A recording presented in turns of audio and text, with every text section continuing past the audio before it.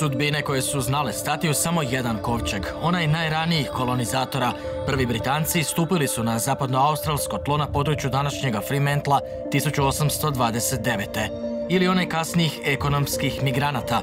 Mnoštvo Britanaca, Grka, Talijana, emigranata iz bivše Jugoslavije nakon Drugoga svjetskog rata ušlo je u obećanu i neotkrivenu zemlju kontinent upravo kroz ovu luku. Na takozvanim zidovima dobrodošlice, kako je nazvana instalacija tik uz obalu, imena su svih onih koji su udarili temelje moderne Australije. From 1901 really till the early 1970s, so 3/4 of the 20th century, Australia was a white country, and that was what was built into the psyche. It was only around 1973, 1975 that things began to change very quickly. And it wasn't until probably 1978 or so that Australian governments began to talk about Australia as a multicultural society. I think the statistics would say that we have been the most successful migrant and multicultural nation on earth. Around a quarter of Australians are born overseas.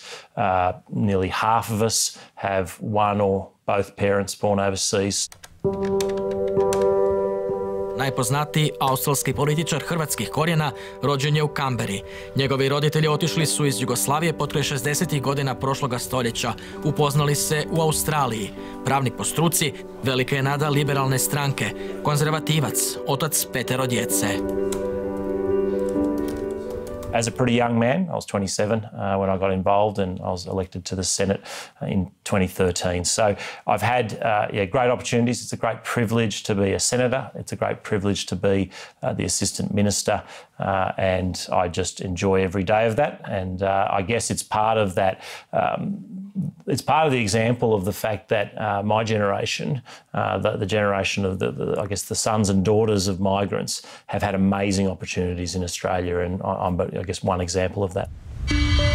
Ovo je priča o njima, generacijama novopečenih Australaca, o australskom multikulturalizmu i izazovima s kojima se suočava, imigraciji kao globalnom fenomenu, o gotovo 200.000 došljaka godišnje koji dosele na najmanji kontinent legalno.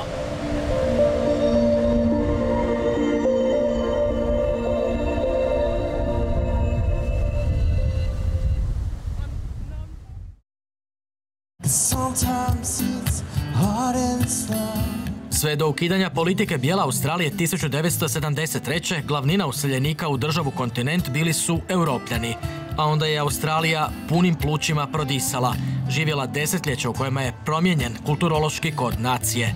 Danas je primjerice 42% stanovništva užeg područja Sidnija rođeno izvan Australije. To je 13% više od Njujorka i čak 20% od Pariza. Probably the biggest, most significant change was in 1989, when the Australian government essentially opened the borders to refugees from China following the Tiananmen Square incidents of that year. And there were about 40,000 Chinese studying in Australia at the time, and the government said they could all stay. U ovdašnjim domovima govori se više od 300 jezika, uključujući domorodačke. Svaki 5. Australac kod kuće ne govori engleski. Najzastupljeniji jezik u tom korpusu stanovništva je mandarinski. The Asian immigrants, meaning people born in Asia, just under 2 million, and in statistics maybe around 10% or so. The community has been not just growing but diversifying. Historically, the Chinese were important, and then more recently, Vietnamese, Indians, even smaller communities of Koreans. Australski popis stanovništva iz 2016. ukazao je na nekoliko zanimljivih demografskih fenomena, ali najbitnija spoznaja je ona da je prvi put u povijesti azijska imigracija brojčano nadvisila onu europsku. U Viktoriji, najmultikulturalnijoj australskoj državi, najbrojnija useljenička skupina prvi su put Indijci. Stoga trona istisnuli su Engleze. Engleze koji su Indijce i doveli prvi put u Australiju na početku njihova kolonijalnog pokoravanja ovoga kontinenta. Ova ulica u Veribiju, dijelu metropolitanskog Melbourna, nekada je bila većinski talijanska i grčka, danas njome vladaju Indijci i Vjetnamci. S obzirom na to da nema nastave na hindskom ili nekom drugom indijskom jeziku, starenje stanovništva i očuvanje jezika kod druge i treće generacije glavni su izazovi za ovdašnje Indijce, koji za razliku od Kineza u razvučenom Melbourneu nemaju svoj grad u malome. When I was doing interviews for my thesis, my participants were telling me in the late 65s and 1970s, they could not find Indian curry powder and they were really missing it. So they had to order it via a Greek fellow who used to import it, and it used to take a month to come. Now, of course, you can get up and walk to the nearest store and you can find any Indian specimen, spice you want. Hindski i pandžapski najbrže su rastući jezici u saveznoj državi Viktoriji. Indijci danas čine 2% stanovništva Australije, ima ih gotovo 500 000. Put suvremenoj indijskoj migraciji na kontinent utrli su studenti koji su počeli pristizati masovnije, organiziranije između 50. i 60. godina prošlog stoljeća. Danas se većinom doseljavaju visoko obrazovani koji imaju veliku prednost. Izvrsno govore engleski. Australia realizes that it's part of the global economy and it also needs immigration to keep its economy going. For instance, the agricultural produce. There are no Australians to pick the produce, harvest the fruit and the vegetables. So it's the immigrant labor that does it. And similarly in the IT technology, we haven't got the infrastructure, so the Indians have to fill the niche. Prvi australski veleposlanik u Kini nakon uspostave diplomatskih odnosa dviju zemalja izjavio je te povijesne 1973. da će za 100 godina Australija imati stanovništvo puti boje meda, misleći pritom na dotok Kineza i Indijaca na kontinent. Bile su to očito proročanske riječi. The last election there was a Egyptian Coptic Arab, another Egyptian Muslim, a number of indigenous people who were all elected in the last election, federal election. But Chinese, not very much. Najstarija kineska četvrt na južnoj hemisferi nalazi se u Melbourneu. Za kinesku zajednicu, osobito prvu generaciju doseljenika, mjerilo uspjeha oduvijek je bilo što brže bogaćenje, a ne penjanje na ljestvici društvenog statusa. I tu treba tražiti razloge podzastupljenosti Australaca azijskih korijena u političkom i javnom životu, uzme li se u obzir koliko su utjecajni u poslovnim krugovima. Gotovo da ih nema ni na vodećim pozicijama unutar akademske zajednice, dok se sveučilišni kampusi sve više pune novim mladim znanstvenicima iz Azije. Na australskim sveučilištima studira naime 150.000 kineskih studenata. At the full professor level, the percentage is very low. About 4% of our full professorships are people of Asian background. Among university presidents, we refer to them as a vice chancellor, not one person of Asian background. Reina Teng ugledan je melbourneški odvjetnik, partner u odvjetničkom uredu specijaliziranom za korporativne i međunarodne poreze.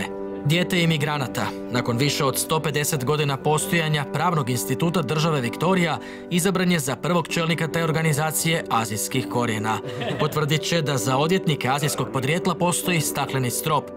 In terms of partners in firms, that was around 3.1% of partners were from an Asian Australian background.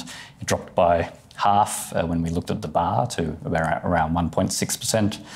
And then in the judiciary, it was less than 1% of the judiciary were people from an Asian Australian background.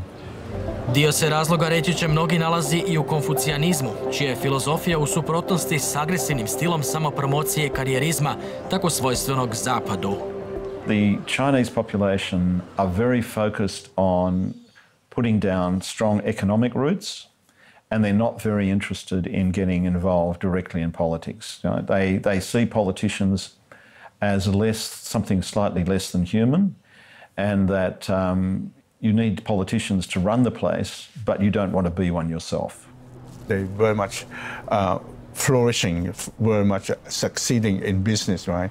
They're not the link to our biggest trading partner at state level, at federal level. They got the business acumen, they got the link there, the family link, the network back in China. So the trade and the business investment relationship between the two countries is through them, and they play that part very much so. U australskom melting potu krčkaju se i drugi začini. U telefonskom imeniku Melbourna vijetnamsko prezime Nguyen primjerice drugo je najčešće nakon Smith. Većina od gotovo 300.000 Vjetnamaca u Australiji živi u Viktoriji i Novom Južnom Velsu. I oni su sve važnija stavka u nacionalnim cenzusima, koji svakih 5 godina iznova zrcale evoluirajuću Australiju, Australiju 21. stoljeća. The hundreds of thousands of international students who are in Australia were never counted. After 2006, the international students get counted even though they're going to go away. So it's not quite so clear a question, but it is the case that permanent settlement from Asia is rising as a proportion of the new intake.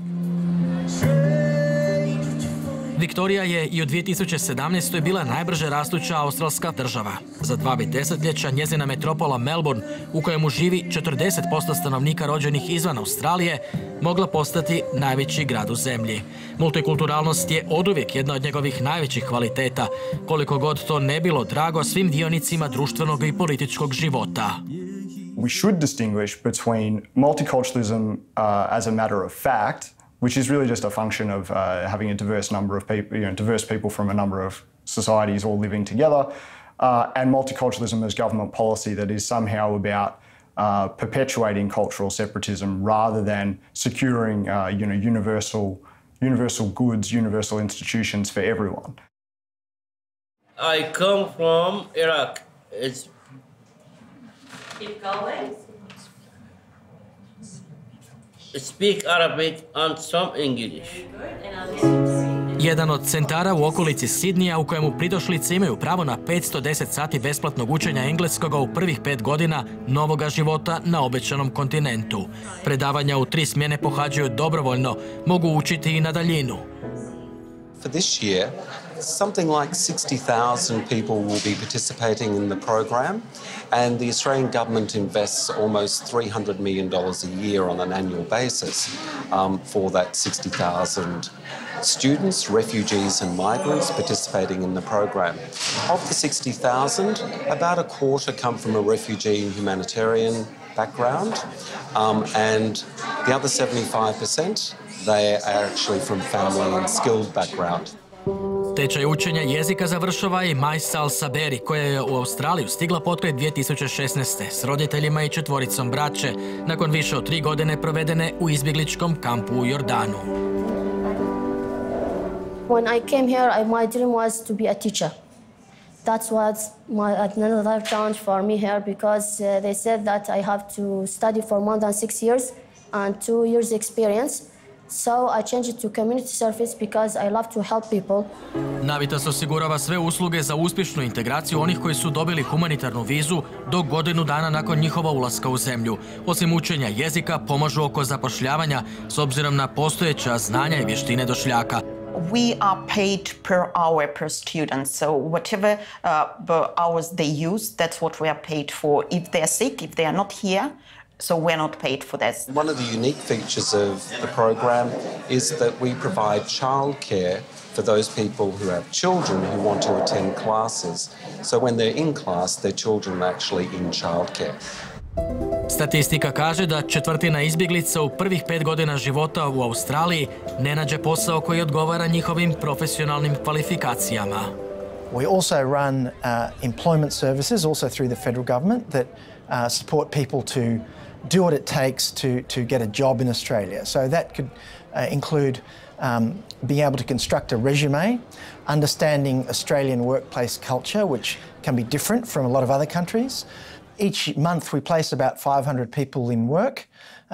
I think on average we help support people to start businesses, 25 businesses a month.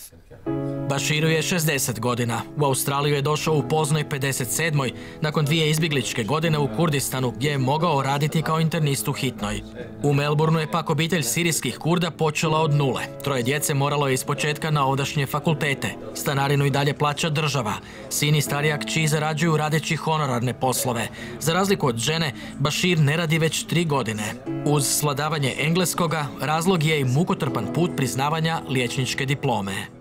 We need to work because a person without work is a low valued for me. You need to work to beginning your life. Iračanka Marija Džabar stigla je u Australiju kao izbjeglica 2009. nakon 3-godišnjeg boravka u tada još mirnoj Siriji. Danas radi na recepciji Navitosova centra u Liverpoolu, pomaže korisnicima. Communicate to the doctor, fill in forms, talk to the centerling. Many appointments happening in first year and settlement as well when you have to look for accommodation to settle. It's all these things needs a language. Culture shock. Kids like different rules. They learning here in school. What we learn them. So we know that's the rules, what's happening in Australia by the kids as well, so we're learning. Oko 90% onih koji dobiju humanitarnu vizu već ima rodbinu ili prijatelje u Australiji. Vlasti se trude smjestiti ih što bliže jedne drugima. Veće skupine istih etničkih zajednica po mogućnosti na istoj lokaciji.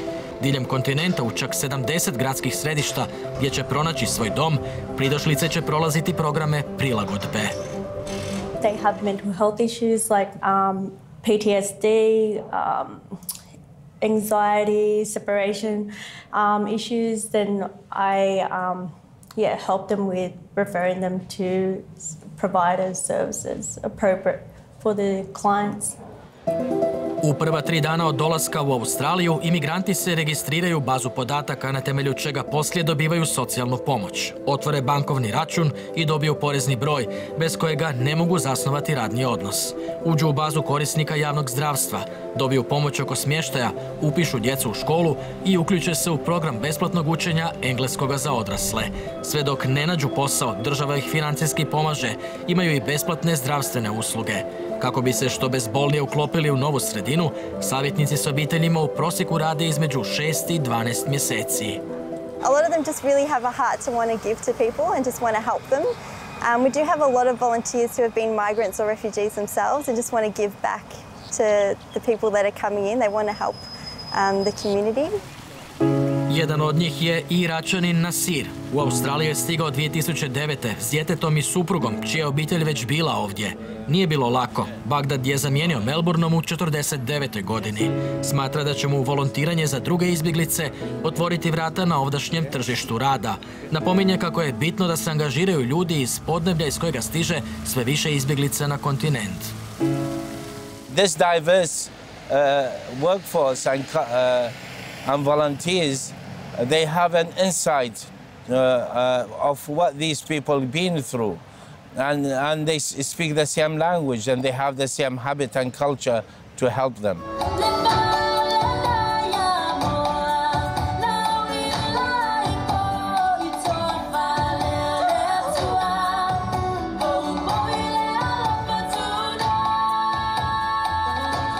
Samoanski tradicionalni ples na godišnjem festivalu svih etničkih zajednica u melburnskom predgrađu. Viktorija je najmultikulturalnija. U njoj završi 1/3 ukupnog broja izbjeglica i imigranata koje Australija godišnje primi. A od Drugog svjetskog rata do danas prihvatila je više od 900.000 izbjeglica. Na toj je snazi najbrže rastao Melbourne, koji sada ima gotovo 4,5 milijuna stanovnika, samo 400.000 manje od Sidnija.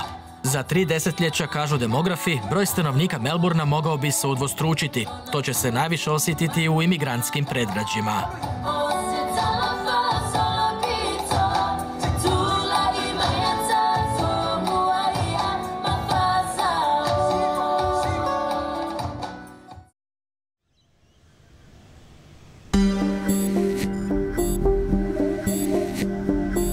Islamski muzej Australije priča o bogatom kulturnom nasljeđu i povijesnom doprinosu ovdašnjem društvu australskih muslimana.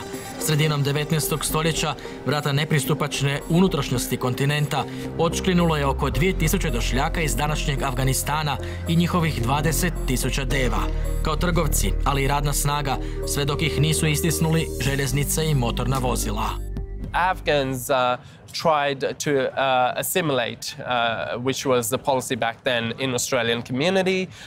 Many of them actually married Australian wives, and now, so they created their own towns, and now there is a train link that actually is called the Gan, which comes from Afghan. Sayed je jedan od 30.000 Afganistanaca koji danas udišu australski zrak. Došao je kao 11-godišnjak preko programa spajanja obitelji. Prošao porođene muke s jezikom, završio fakultet. Radi kao odvjetnik, jedan od rijetkih među australskim Afganistancima, te kao novinar. S ocem je osnovao humanitarnu organizaciju koja pomaže sunarodnjacima pristiglima u bolji život. What we try to do is give a platform for young people to raise awareness, but at the same time give them the opportunity to reach their full potential, may it be in education, may it be in leadership, may it be in what advocacy or whatever they desire to do. I on je lider, javno lice islama u Australiji, inspiracija umjetnicima. Walid Ali, javni je protivnik islamskog ekstremizma, zagovornik slobode govora, idol mnogih mladih obrazovanih muslimana. Sin Egipćana koji su u Australiju stigli 60. godina, odrastao u Melbourneu. Odvjetnik, pisac, glazbenik, danas omiljeni televizijski voditelj i predavač na sveučilištu. 2016. osvojio je prestižnu nagradu publike za najbolje australsko TV lice.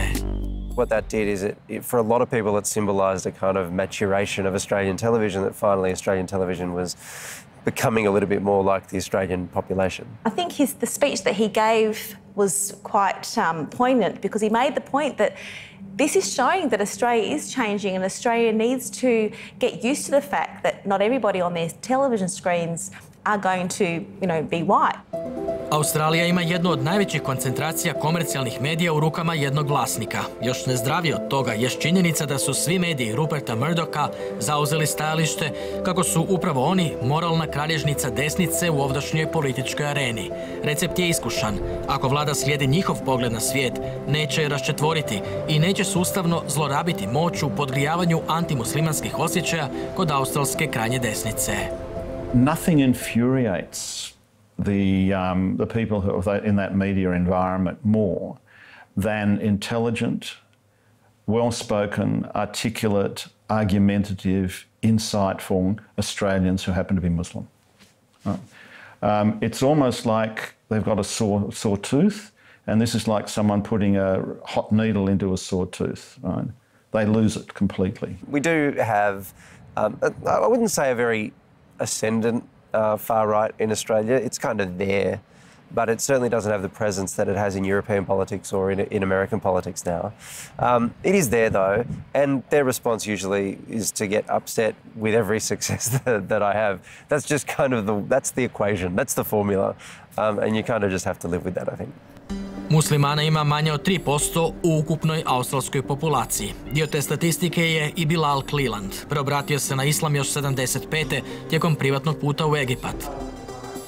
Umirovljeni učitelj engleskoga uglavnom je poučavao imigrante. Danas je kolumnist i pisac, upozorava na zabrinjavajuće trendove. I was in the English as a second language teaching for many years, and in the language centres, and I've just heard from colleagues that nearly all the recent immigrants brought from the Middle East are Christians. There seems to be some sort of religious discrimination in the present intake of immigrants. And I think this is very dangerous. Socijalnu koheziju pitanje dovode političari poput prvakinje australske krajnje desnice, koja islam naziva bolešću. Ne pomaže ni to što velik dio parlamentaraca islam smatra političkom ideologijom.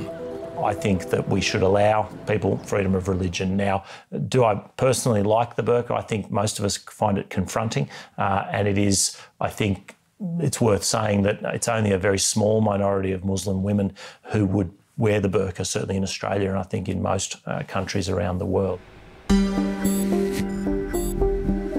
Shireen Hassan po struci je profesorica kemije i fizike. Angažirala se u zajednici prije 15 godina. Želi da se čuje glas australskih muslimanki. Some Muslims have responded to this negativity, to this Islamophobia by saying, you know what, I'm going to prove as a Muslim woman, I'm going to prove how empowered I am, I'm going to prove how capable I am. And that will be a motivation for them to go to the top of their career.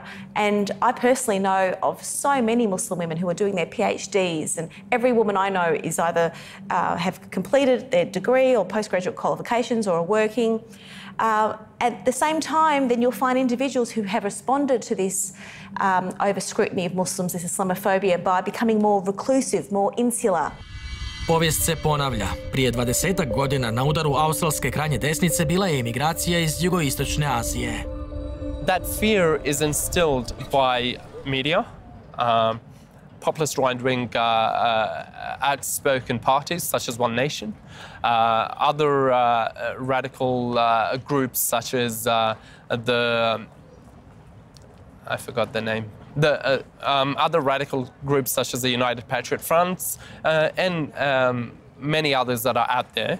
When I went to the Islamic conference in Chicago, I was amazed at how the American Muslims have swallowed the American nationalism and really assimilationism. And we're not forced, Muslims are not forced to assimilate here, but there is a strong move to integrate in the community, which I totally agree with. We don't want people to come to Australia and feel that they are separate, that we are a nation of tribes. We want people to come and very much feel part of Australia. All of that integration agenda is about encouraging that. We do our bit to support that, but we ask people who come to Australia to become citizens that they also do their bit. Miss Australia, I'm not sure if you've heard of this case, but her name's Esma Volodar. She came to Australia as a Bosnian refugee, as a child, and her whole life she was so ecstatic that she was given this opportunity to live in Australia. And she's a gorgeous woman who was given the title Miss Australia, beautiful woman. In one of the interviews, one of the journalists asked her, "Are you Muslim?" Because a lot of Bosnians obviously are Muslim. And she said, "Yes, I am." And then the verbal and written abuse ensued. The director of Miss Australia said that they have never received so much negativity and hate mail after the fact that the Miss Australia was announced that she was Muslim. And that's proof to me that the fact that there are individuals out there that will never be happy with you. Even this particular individual, she's a gorgeous woman, she's Miss Australia, she doesn't wear a headscarf, she wears a bikini on the stage, but the fact that she was Muslim, there are individuals out there that just couldn't tolerate the fact that Miss Australia was Muslim.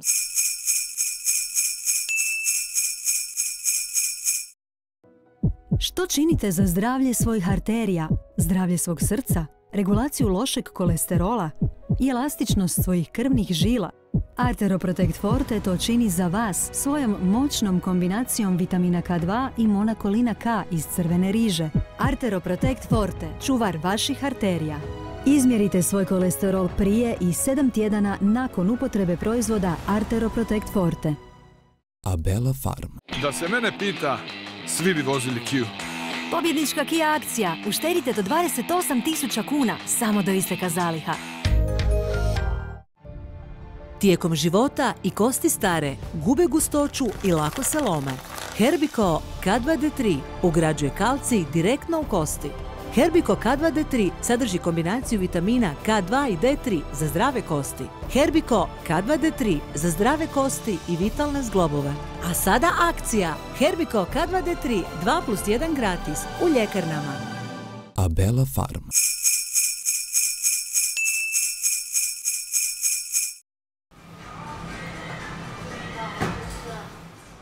The post-war arrivals of our Asians, they were mostly people who came here as students. From 1951 until probably the 1980s, Australia had a foreign aid program known as the Colombo Plan. Colombo Plan because the program was initiated at the capital of Sri Lanka. It was actually a Cold War initiative. With the help of Britain, New Zealand, Australia, and the US, they wanted to convert the thinking of young Asians by giving them scholarships in Australian universities, hoping that on returning to Asia, they would be the fighters against communism. Jedan od njih jest i Hong Lim, etnički Kinez rođen u Kambodži. Nakon završenog fakulteta u Australiji, ipak se nije mogao vratiti u krvavu diktaturu Pola Pota. Agitiranje za svoje sunarodnjake pozicioniralo ga je u političkim krugovima kozmopolitske australske države. Danas je najdugovječniji zastupnik azijskih korijena u parlamentu države Viktorija. Bira riječi hvale za integraciju nekadašnjih indokineskih izbjeglica. 40 years later, just many of them are millionaires now. They really settled. You only had to go to those areas where, for example, in my electorate, Clarinda, Clayton, Springvale, the community doing extremely well. And now with the influx again of the mainland Chinese, people from the PRC, people of the Republic of China, the scene is just completely different again because these are people who are very affluent. They come with their business acumen, with their wealth, with their business skill, bringing trade and investment. Kineski muzej u Melbourneu svjedoči o kineskoj prisutnosti u Australiji još od zlatne groznice 50. godina 19. stoljeća. Da politika bijele Australije početkom 20. nije desetkovala Kineze diljem kontinenta, Melbourne 21. stoljeća vjerojatno bi imao obrise Singapura. Amongst the China-born, mainland China-born population, the last census shows 36% of those were Australian citizens. That is very low to start with. But then you compare it to Vietnamese Australians, and they're over 90%. They're higher than the broader population. Dug je put prijeđen od 1975. kada ih je bilo svega 700. Početkom 80. godina prošloga stoljeća osnovana je udruga australskih Vjetnamki kako bi pomogla pri smještaju i integraciji izbjeglica pristiglih u Viktoriju nakon Vjetnamskog rata. Upravo s njihovim dolaskom australsko društvo prihvatilo je suvremenu azijsku imigraciju. Australia knows that it owes a lot of its prosperity to immigration, and I think for the last 25 years we haven't had a recession. It is mainly due to the fact that we have a lot of immigrants and they have brought a lot of skills. Ideja asimilacije u multikulturalnom društvu odavno je mrtva, ali borba za političku prevlast itekako danas usmjerava ton javne debate o imigraciji. I vladajući i opozicija pooštrili su svoja stajališta. Prvaci desnog političkog spektra viču pritom kako migranti moraju postati australski domoljubi. Na tom tragu bila je i ideja desnih krugova o mijenjanju dijela zakonodavstva koji zabranjuje uvredu ili zastrašivanje zbog rase, boje kože i etničke ili nacionalne pripadnosti. Tvrdili su naime da zadržavanje takvih zakona ugrožava slobodu govora, jedan od postulata australske liberalne demokracije, i da je pravo slobode govora važnije od osjećaja uvrijeđenog ili zastrašenog pojedinca. Na kraju je članak zakona ostao nepromijenjen. The multicultural community just come out very strongly that you cannot change. We would not allow you to do that because it would mean you are hitting at the core of what multiculturalism, what is Australia all about being fair, giving everyone a fair go. But yet, if you touch on that, you're killing the spirit of being Australian. Section 18C is actually a protection against hate speech. The fact that they wanted to change Section 18C and amend it meant that it could erode certain protections that minority groups in Australia have.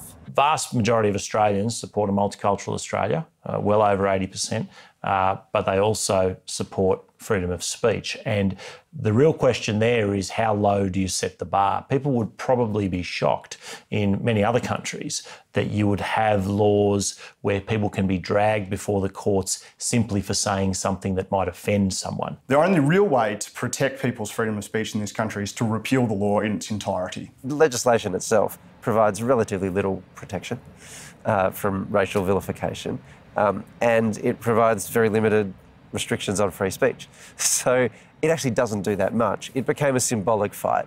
that, in my view anyway, was about the right to assert the cultural dominance of the cultural majority and a check on minority rights. There's no way to limit any principle of offence by which you might circumscribe the right to freedom of speech.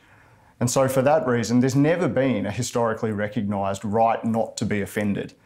So that's the proper limit of freedom of speech is where it endangers people's physical safety, in the classic case of shouting fire in a crowded theatre and things like that.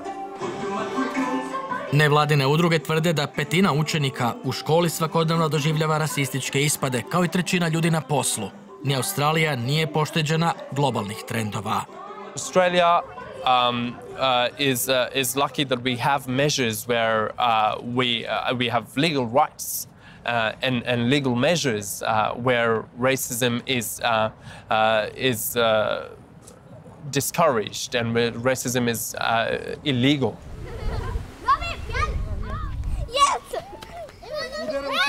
I don't think that we've seen any real problem with where people are coming from. I think to the extent that there's a debate about immigration, it's really about the number of people and the pace of change that we're seeing in Australian society, rather than any concern about where the people are from. We can't continue to live that, migration, immigrants are taking our way of life, they're changing our values. What's going to happen next when the robots take over the life? Who are we going to blame then? When there's job relocation to China, when the price of the new house is going through the roof, affecting first-time young home buyer who cannot afford it, and when they see that so many Chinese students come here and take up places in the university, that of course, they're starting asking questions. Now, what about us? What about me? What about my children? Godišnje država izda više od 3 milijuna privremenih viza za kvalificirane radnike. Ovisno o produljenju ugovora s poslodavcem, mogu ostati i do 5 godina. Temelj nevjerojatnih 28 godina bez recesije bio je 10-godišnji bum rudarstva i građevinarstva na zapadu kontinenta, ali ekonomija svakako raste i na potrebama imigracije. Svake minute u Australiju dolazi živjeti nova osoba. I think we are at a tipping point. I don't think we can continue to look forward to economic success in our region when we discriminate against people on the basis of the visa class, their race, their religious or cultural beliefs. There is a tipping point in which those things are at odds and that either the economic suffers or the social cohesion suffers. U budućnosti će imigranti moći dobiti državljanstvo tek nakon 4 godine stalnog boravka u Australiji, uz polaganje testa poznavanja takozvanih australskih vrijednosti i zadovoljavanje znatno više od osnova poznavanja engleskoga. Tražit će se sveučilišni stupanj znanja jezika. My cousin take it earlier, so she said it's easy. You have to just remember the information about the law in Australia, know about Australia, know about the Australian history, and it's going to be easy. For me, if you read the book, they will give you, and if you understand each and every word of it, it's not going to be difficult for you. How can you test Australian values through an Australian immigration citizenship test? If you look at the Italians and the Greeks up to today, which is at least 6, 7, 8 decades, some of them can't even speak English, but they're the salt of the Australian community and its economy. They have contributed so much to it. In our multicultural statement, we have a bit of a go at it, and I think that that's been picked up in some of this citizenship discussion. Do you support the rule of law? Do you support freedom of religion and speech? Do you support the equality of men and women? Do you support our parliamentary democracy, a free press? These sort of things that have helped underpin who we are. The most significant of these is the question of female genital mutilation. Right? This becomes the quintessential question that determines whether or not you should be allowed to become an Australian. Right? If you support female genital mutilation, you have no place in Australia. If you oppose it, then you can come in. The citizenship, I think, instrument would make it easier if it gets through Parliament for the Department of Immigration to then selectively, go for groups that they prefer and should, people of an Islamic background be considered as less desirable. Of course, I mean, you can read between the lines. You can see that they're aiming at trying to contain, the influence of Muslim preacher that come and would be not being blended into the community and not speaking enough English, and therefore only preaching hatred or encourage people to go and fight in the Middle East or whatever. Young Australians, second generation Australians of migrant parents who have declared themselves by joining jihadist organisations enemies of Australia. So how do we demonstrate, how do we control this? Well, what we have to do, the government thinks, is to ensure that nobody who could ever become an enemy of Australia should ever become a citizen of Australia. And so that means, how do we work this out? Well, we can't say everyone who is a Muslim we're going to keep out, right? Because can't do that in a multicultural society, and it would just wreak havoc. So the government says, okay, let's try and find a set of values that are embedded in the people that we really don't want, and we will turn those into values that are un-Australian. Da su nekada primjenjivane tako oštre odredbe o poznavanju jezika, mnogi od onih koji su izgradili modernu Australiju nikada ne bi kročili na njezino tlo. There have been many influential Australians who have come out and talked about their own parents who have come to Australia speaking no English, perhaps for their whole time in Australia. However, they've gone on to live successfully in Australian life as well and grown or had children that have, as I said, integrated into Australian society. Nakon Drugog svjetskog rata, kada je morao nastati novi nacionalni identitet koji se ne temelji na krvi i teritoriju, Australija je nužno trebala održiv princip multikulturalnosti. To nije bilo problematično. Ovaj je kontinent dio novoga svijeta. Danas je Australija treći najveći primatelj imigranata u globalnim okvirima. Vlada stoga svake godine provodi istraživanje o socijalnoj koheziji. Kad procjeni da je potrebno, učini i politički iskorak. Poput objave izjave Multikulturna Australija, ujedinjena, jaka i uspješna, dokumenta koji određuje strateški smjer i prioritete politike multikulturalnosti. Posljednja takva izjava objavljena je na kraju 2017. It was very much a unifying statement, but it talked about common Australian values. It talked about the importance of things like the rule of law and parliamentary democracy, equality of men and women, but also great freedoms as well. Freedom of speech, religion, enterprise. These are some of the things that really make up a modern multicultural Australia. Vrijednosti koje definiraju naciju s usađenim imigrantskim kodom duboko u sebi. Kontinent leži na neiscrpnim rudnim bogatstvima, ali najveći su kapital ove zemlje ljudi i njihova kulturna različitost. For me, Australia is a wonderful country. Their people are really wonderful and they will take care of you and they will give you what you want. They always will ask about you. Always make sure that you are fine if you need anything, if you need any help with job or study anything. My dream come true.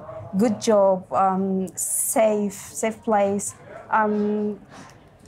Helping big opportunity to my family and my child as well. So thank you very much to Australia to having us.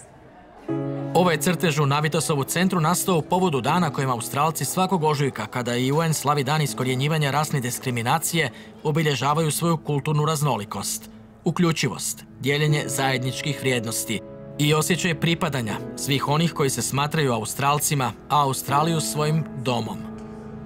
I have to give them back the money when I work. I will work hard and I give them Centrelink money back and I told them thank you for your help. Daleko je Australija dogurala od slogana naseliti ili izumrijeti, skovanoga nakon Drugog svjetskog rata, kada se preporučivao godišnji rast populacije od 1% uz poticanje masovne imigracije iz Europe. Kada je 1983. prvi put zabilježen veći priljev imigracije iz Azije nego iz Velike Britanije, mnogima je ponestalo zraka, ali proces je bio nezaustavljiv. Danas je zemlja kontinent dosegnula 25 milijuna stanovnika, gotovo desetljeće ranije nego što je bilo predviđeno. Uz Kanadu, koja ima 22% državljana rođenih u inozemstvu, 6 manje od Australije, mjerilo je multikulturalnog društva. More importantly than just the percentages, I think, is about the social cohesion and the support for immigration. And the Scanlon Foundation does an annual survey about social cohesion. They were saying that around 83% of Australians support the fact that multiculturalism has been good for Australia. Australija u posljednja 2 desetljeća godišnje prihvaća između 12 i 13 tisuća izbjeglica. Spajanje s njihovim obiteljima danas ide sporije. Dolazak partnera ili roditelja u Australiju preko nekih od imigracijskih programa skup je i pravno do u detalje razrađen postupak. The immigration problem will continue because so many people want to come over here. So many people, because all their family here, obviously children or parents want to get their children here, or cousins, and so on. And the story will continue. The conventional thinking, if you are an Australian politician, is that in order to maintain support for that kind of demographic change, that kind of demographic makeup, the fact of immigration and our reliance on immigration as a country, then what you need to do is make sure that that process is an ordered process, and so that there's not irregular or what they will describe as illegal immigration, which is one of the reasons, and it's only one of the reasons, but it's one of the reasons that Australia has such an obsession with boats and with people coming to Australia on boat. Australia has secured its borders with policies that are very strong, but it's this control of our borders that underpins people's willingness to have such a high level of immigration, to resettle so many people. Because we know that when people are coming to Australia, it's an act of our democratic will through our parliament. It's something that we can control. And that element of control gives people confidence in the program as a whole. There is a lot that we need to start thinking about if we want to continue as a successful multicultural nation, which has benefited from the huge immigration flows that have occurred since the 1970s. Our liberal heritage, our liberal institutions, secure freedom for everyone, regardless of their cultural background. If multiculturalism means abandoning those values, then that's a bad thing. But if multiculturalism simply means that we continue to have a number of people here whose origins are from all over the world, then I don't think that's controversial at all. People realize that if we go down to that extreme, it is going to divide us. It is going to affect us in every way. We're going to make enemy of each other, and that's going to affect our relationship, our peace of mind, our security eventually, and then our damage us economically. So people are very well informed about that, and they make the choice that we take the middle ground and then just watch out for the extreme. We've seen a very strong shift around cultural values, in particular a sort of reassertion of a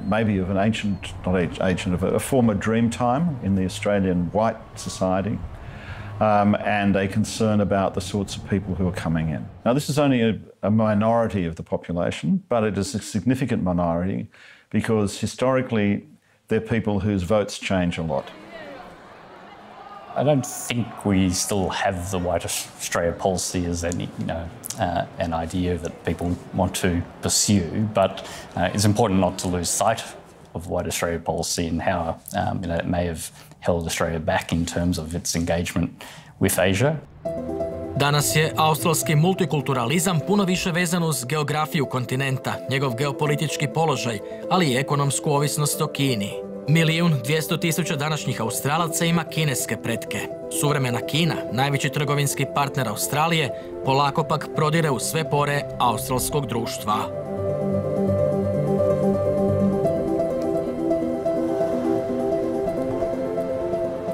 Pješački most preko rijeke Jara, koji simbolički povezuje prošlost i budućnost Melbournea, izgrađen je još 1888. Tijekom obnove na njemu je postavljen niz čeličnih skulptura pod imenom Putnici. Svaka simbolizira jedan povijesni imigrantski val od davne 1788. do danas, kada Australija godišnje ima 3 put veći priljev imigranata od SAD-a. For me, Australia is a country of immigrants. So this whole country that you can see is made by immigrants, whether it's financial institution, educational institution, religious institutions, policies, whatever you can think of that is the fabric of society is made by an immigrant. Pritisak na infrastrukturu Melbournea i Sidnija, u kojima živi 2/5 australske populacije, postao je neizdrživ. Do 2030. ta dva najveća australska grada mogla bi narasti svaki do 8 milijuna stanovnika, tome uvelike pridonose došljaci. Razmatra se stoga uvođenje viza kojima će država nekim imigrantima, svakako ne onima koji se spajaju s obitelji ili onima koji dolaze zbog posla, odrediti mjesto za život u prvih 5 godina boravka u Australiji. Onima koji i nakon toga odluče ostati u slabije naseljenim regionalnim središtima, ponudit će se financijske povlastice uz pomoć u traženju posla. Jedno je sigurno, one koji svoju sreću potraže na drugom kraju svijeta legalno, čeka uređen sustav i velika šansa za ostvarenje australskog sna.